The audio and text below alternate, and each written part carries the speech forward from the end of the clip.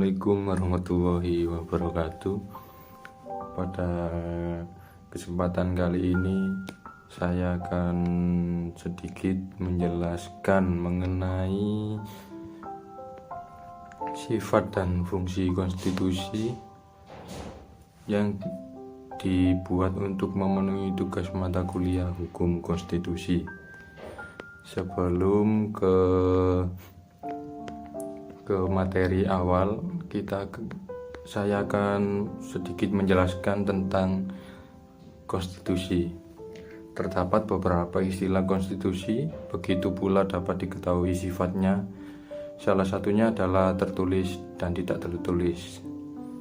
Konstitusi pada mulanya dibentuk penguasa yang memiliki kekuasaan untuk membentuk konstitusi.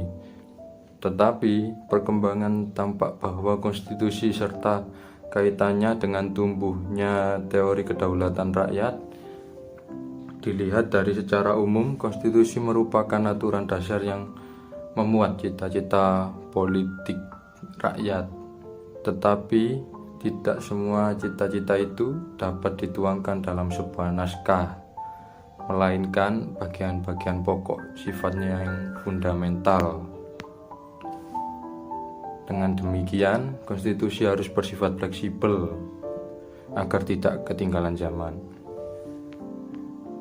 Ya, itu sedikit yang saya jelaskan mengenai latar belakang dari konstitusi. Selanjutnya yaitu sifat konstitusi. Yang pertama, sifat luas. Sifat luas berarti konstitusi dapat berubah melalui prosedur seperti membuat undang-undang dan disesuaikan dengan perkembangan zaman. Jadi yang dimaksud di sini konstitusi itu dapat berubah-ubah mengikuti perkembangan zaman atau zaman yang berlaku. Ukuran yang biasanya dipakai oleh para ahli untuk menentukan apakah suatu undang-undang dasar itu bersifat luas atau kaku adalah tentang apakah terhadap naskah konstitusi itu dimungkinkan dilakukan perubahan dan cara mengubahnya cukup mudah tidak mudah mengikuti perkembangan kebutuhan zaman. Jadi intinya dalam menentukan sifat luas ini yaitu perubahannya dilakukan dengan cara mudah. Yang kedua, sifat kaku atau rigid.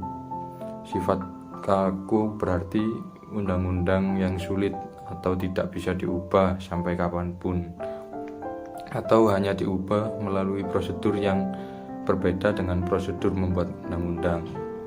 Jadi pada intinya, kalau sifat kaku ini lebih mengarah ke sulitnya untuk undang-undang tersebut dirubah, tapi tidak memungkinkan untuk bisa dirubah.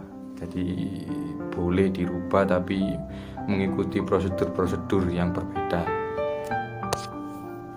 Selanjutnya, sifat formil.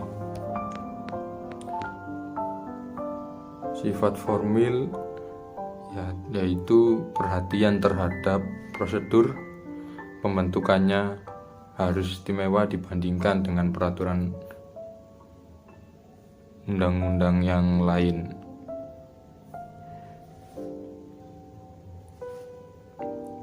Yang kedua, sifat material yaitu perhatian terhadap isinya yang terdiri atas pokok yang sangat penting dari struktur dan organisasi negara.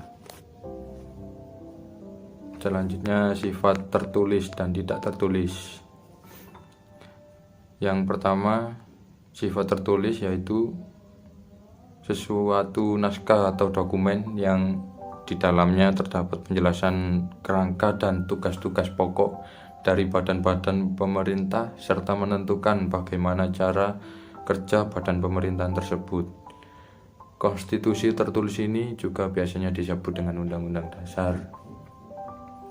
Suatu konstitusi umumnya disebut tertulis jika merupakan suatu naskah, sedangkan konstitusi yang tidak tertulis bukan merupakan suatu naskah dan banyak dipengaruhi oleh tradisi dan konvensi. Selanjutnya, sifat tidak tertulis. Sifat tidak tertulis yaitu suatu aturan atau norma yang tidak tertulis yang telah ada dan dilaksanakan oleh penyelenggaraan negara. Konstitusi ini disebut juga dengan istilah konvensi. Selanjutnya yaitu fungsi konstitusi.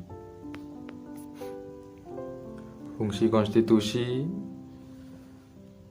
secara horizontal. Fungsi konstitusi secara horizontal yaitu sebagai pembagian kekuasaan menurut fungsi-fungsi lembaga-lembaga tertentu. Pasca amandemen Undang-Undang Dasar atau UUD 1945 terjadi pergeseran klasifikasi kekuasaan negara di tingkat pusat dari 3 jenis kekuasaan, yaitu eksekutif, legislatif, yudikatif menjadi 6 jenis kekuasaan negara. Yang pertama, kekuasaan konstitutif, yaitu kekuasaan untuk mengubah dan menetapkan undang-undang dasar. Yang kedua, kekuasaan eksekutif, yaitu kekuasaan untuk menjalankan undang-undang dan penyelenggaraan pemerintah negara. Yang ketiga, kekuasaan legislatif, yaitu kekuasaan untuk membentuk undang-undang. Yang keempat, kekuasaan yudikatif atau disebut dengan kekuasaan kehakiman, yaitu kekuasaan untuk menyelenggarakan peradilan guna menegakkan hukum dan keadilan. Yang kelima, kekuasaan eksaminatif dan inspektif, yaitu kekuasaan yang berhubungan dengan penyelenggaraan pemeriksaan atas pengelolaan dan tanggung jawab keuangan negara. Yang keenam, kekuasaan moneter, yaitu kekuasaan untuk menetapkan dan melaksanakan kebijakan moneter, mengatur dan menjaga kelancaran sistem pembayaran, serta memelihara kestabilan nilai rupiah. Kekuasaan ini biasanya dijalankan oleh Bank Indonesia selaku sentral di Indonesia atau Bank Sentral di Indonesia, sebagaimana ditegaskan dalam pasal 23D Undang-Undang Dasar Negara Republik Indonesia tahun 1945. Selanjutnya yaitu fungsi konstitusi secara vertikal. Fungsi konstitusi secara vertikal yaitu sebagai pembagian kekuasaan berdasarkan tingkatnya. Pembagian kekuasaan secara vertikal di Indonesia berlangsung antara pemerintah pusat dan daerah.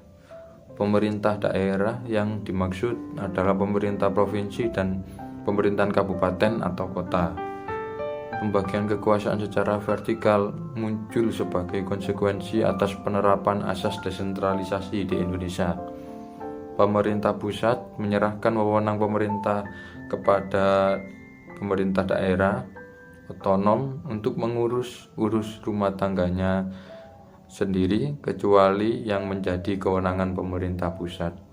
Jadi daerah otonom diberi wewenang untuk mengurus pemerintahnya sendiri atau daerahnya sendiri, kecuali urusan yang menjadi kewenangan pemerintah pusat tetap diurus oleh pemerintahan pusat. Sekian dari saya, ya, sekilas mengenai sifat dan fungsi konstitusi. Mohon maaf jika terdapat kesalahan atau bahasa yang kurang diterima oleh viewers atau penonton. Sekian dari saya, terima kasih. Wassalamualaikum warahmatullahi wabarakatuh.